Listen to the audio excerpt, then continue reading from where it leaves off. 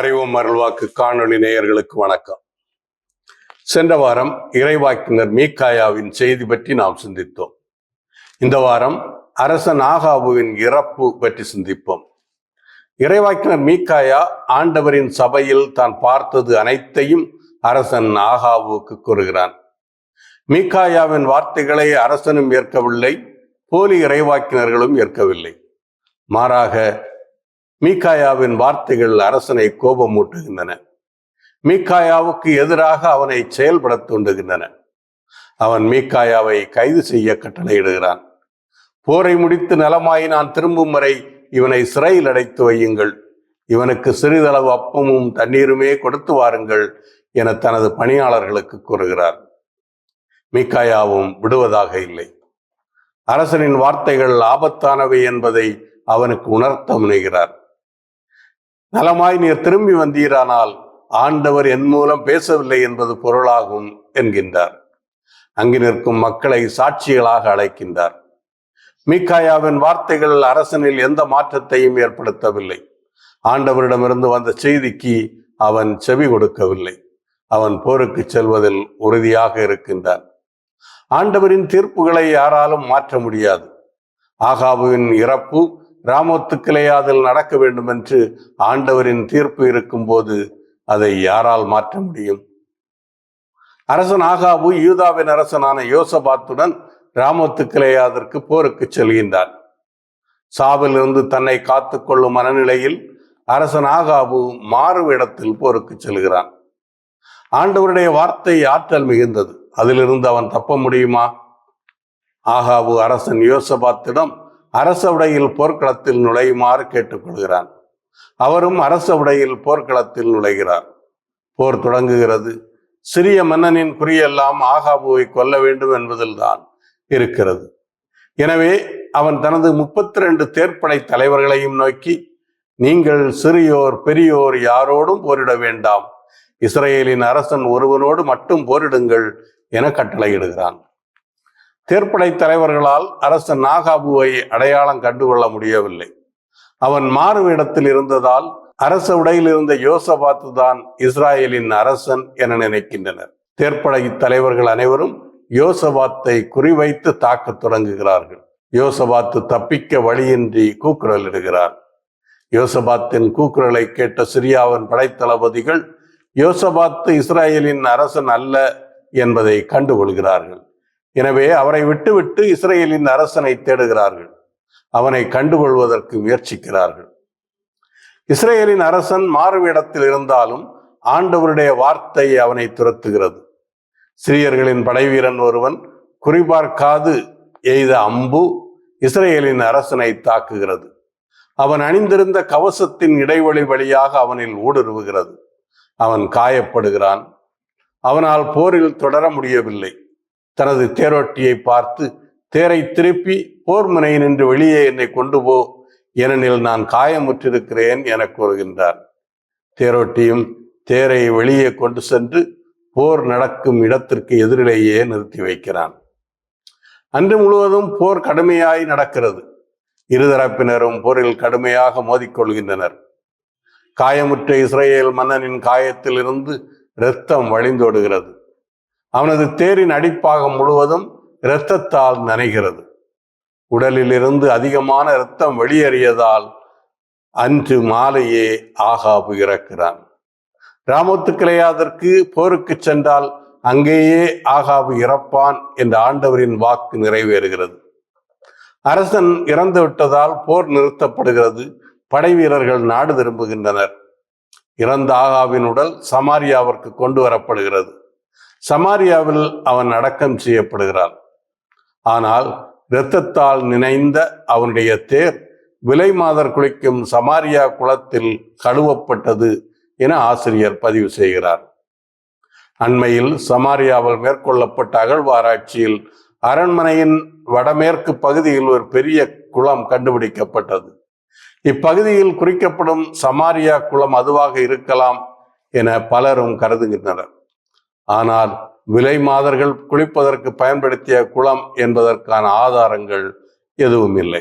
ஆகாபுவின் தேர் கழுவப்பட்ட போது அதிலிருந்து வழிந்த இரத்தத்தை ஆண்டவரின் வாக்கின்படியே நாய்கள் நக்கின என ஆசிரியர் பதிவு செய்கிறார்.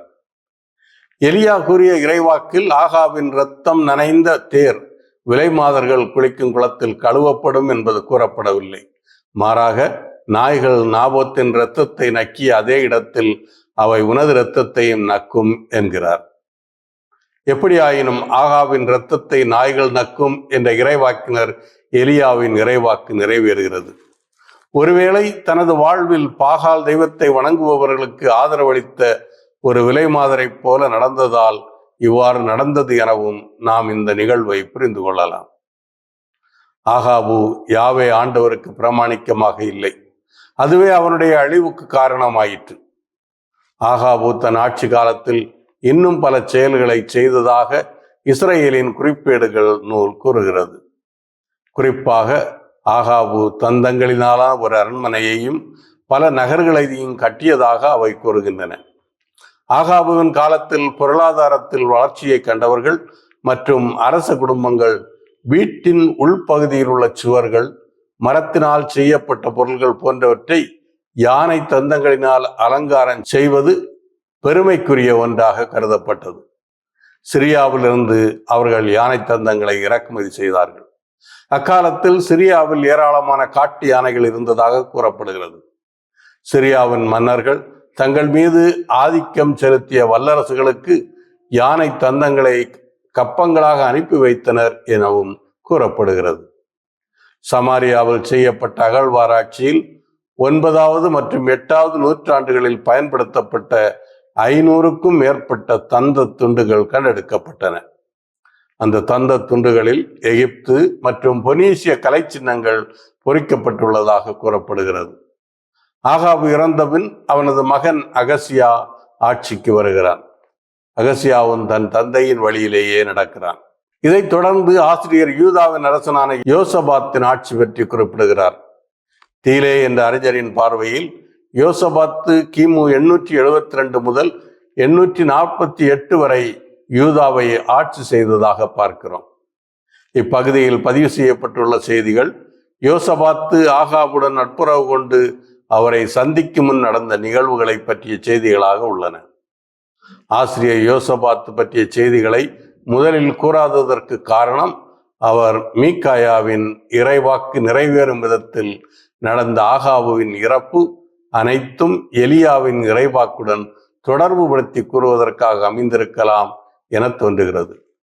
எது எப்படி இருப்பினும் தனது தந்தையான ஆசாவின் இறப்பிற்கு பிறகு யோசபாத்து யூதாவின் அரசனாகிறார். இந்நிகழ்வு ஆகாபு இஸ்ரேலின் அரசனாகிய 4வது ஆண்டில் நடக்கிறது. யோசபாத்தின் தாயின் பெயர் அசூபா என்பதாகும். யோசபாத்து 25 ஆண்டுகள் எருசலேமில் ஆட்சி செய்கிறார். அவரது தந்தையான ஆசாவை போல யோசபாத்தும் ஆண்டவர் முன்னிலையில் நேர்மையுடன் நடந்து கொண்டார் என ஆசிரியர் பதிவு செய்கிறார். தனது தந்தை ஆசாவின் ஆட்சி காலத்தில் நாட்டில் எஞ்சியிருந்த விலை ஆடவர்களை ஒழித்து கட்டுகிறார். விலை மாதர்களைப் போல விலை ஆடவர்களும் கானானியர்கள் வணங்கி வந்த தெய்வங்களின் கோவில்களில் பணிபுரிந்தனர் என நாம் அறிய வருகிறோம். யோசபாத்து விலை ஆடவர்களை ஒழித்து கட்டினார். ஆனால் தொழுகை மேடுகளை உடைத்தெறியவில்லை. மக்கள் தொடர்ந்து தொழுகை மேடுகளில் தூபம் காட்டி வந்தார்கள் என பார்க்கிறோம். சர்வதேச அளவிலும் யோசபாத்து ஈடுபாடு காட்டி வணிகத்தை பெருக்கி பொருளாதாரத்தை மேம்படுத்துவதற்காக பல முயற்சிகள் எடுப்பதையும் நாம் பார்க்கிறோம். இஸ்ரேல் நாட்டுடன் அவர் நல்லுறவு கொண்டவராக இருக்கிறார். தங்கம் கொண்டு வருவதற்காக ஒபீருக்கு செல்ல தர்சீசு வகை கப்பல்களை கட்டுகிறார். கப்பல் கட்டும் கலையில் அவர்கள் தேர்ச்சி பெற்றவர்களாக இல்லை. எனவே யோசபாத்து தோல்விகளையும் சந்திக்கிறார். அவர் அனுப்பிய கப்பல்கள் வழியிலேயே உடைந்து போகின்றன. அப்போது இஸ்ரேலின் அரசனாக இருந்த அகசியா யோசபாத்துக்கு உதவி செய்ய முன்வருகிறார். என்னுடைய பணியாளர் உன் பணியாளரோடு கப்பலில் செல்லட்டும் என அவர் கூறுகிறார். ஆனால் யோசபாத்து அதற்கு இணங்கவில்லை. இஸ்ரேலுக்கும் யூதாவிற்கும் இடையே அப்போது நல்லுறவு இருந்ததை நாம் அறிவோம். எனவே ஏன் யோசபாத்து அகசியாவின் உதவிக்கு இணங்கவில்லை என்பது தெரியவில்லை. யோசபாத்து இறந்தபின் அவரது மகன் யோராம் யூதாவின் அரசனாகிறார்.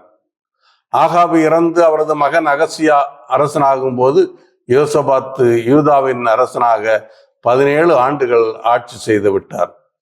ஆகாபுவின் மகன் அகசியா 2 ஆண்டுகள் மட்டுமே ஆட்சி செய்தார். அவருடைய தந்தையும் தாயும் பாகால் தெய்வத்தை வணங்கி ஆண்டவருக்கு எதிராக செயல்பட்டது போல அகசியாவும் பாகால் தெய்வத்தின் பக்தனாகவே இருக்கிறார். முதல் அரசர்கள் நூல் தருகின்ற செய்திகளை இங்கே சுருக்கமாக காண்பதனாலாம் ஒன்றுபட்ட இஸ்ரேலின் முதல் அரசனான தாவீதின் இறப்பிலிருந்து இந்நூல் தொடங்கி அரசு 2ஆக பிரிந்து இஸ்ரேல் மற்றும் யூதா என 2 நாடுகளாக செயல்படுவதை முதல் அரசர்கள் நூல் விவரிக்கிறது. தெற்கு நாடான யூதாவில் மட்டுமே தாவீதின் வழிமரபினர் தொடர்ந்து ஆட்சி செய்கின்றனர். வடக்கு நாடான இஸ்ரேலில் ஒரே வழிமரபினர் ஆட்சி நடக்கவில்லை. ஒருவருக்கொருவர் தொடர்பில்லாத பல அரசர்கள் வருகின்றனர். சூழ்ச்சிகள் மற்றும் கொலைகளால் அவர்களின் வழிமரபுகள் குறுகிய காலத்திலேயே அழிந்து போகின்றன. நிலப்பரப்பில் இஸ்ரேல் பெரிய நாடாக இருந்தது. எனவே பொருளாதாரத்தில் யூதாவை விடவும் இஸ்ரேல் நாடு வலிமை மிக்கதாக இருந்தது. ஆனால் அண்டை நாட்டவர்களால் இஸ்ரேல் தாக்கப்படும் அபாயத்தில் எப்போதும் இருந்தது. விவிலியத்தின் பார்வையில் ஒரு நாட்டின் வரலாறு அந்த நாடும் அதன் மக்களும் எந்த அளவுக்கு ஆண்டவருக்கு பிரமாணிக்கம் உள்ளவர்களாக இருக்கிறார்கள் என்பதை அடிப்படையாக கொண்டுதான் அமைந்திருக்கிறது. இஸ்ரேல் நாடு நிலையற்ற தன்மையை கொண்டிருப்பதற்கு வேற்று தெய்வங்களை அவர்கள் வழிபடுவதுதான் காரணமாக இருக்கிறது. தாவீதும் அவரது வழிமரபினரும் ஆண்டவருக்கு பிரமாணிக்கம் உள்ளவர்களாக இருந்ததால் நாடு நிலைத்திருந்தது. இஸ்ரேலில் எலியா, எலிசா, மீகாயா போன்ற இறைவாக்கினர்கள் பயணித்த போதிலும் அவர்களின் தீய வாழ்வை விட்டு மக்கள் விலகவில்லை. வரலாறு இறையியலின் அடிப்படையில் தான் ஆய்வு செய்யப்படுகிறது. கடவுளுக்கு பிரமாணிக்கமாக இருப்பதை அடிப்படையாக கொண்டுதான் மன்னராட்சியின் வளர்ச்சியும் வீழ்ச்சியும் அமைந்திருக்கிறது. மீண்டும் அடுத்த வாரம் சந்திப்போம்.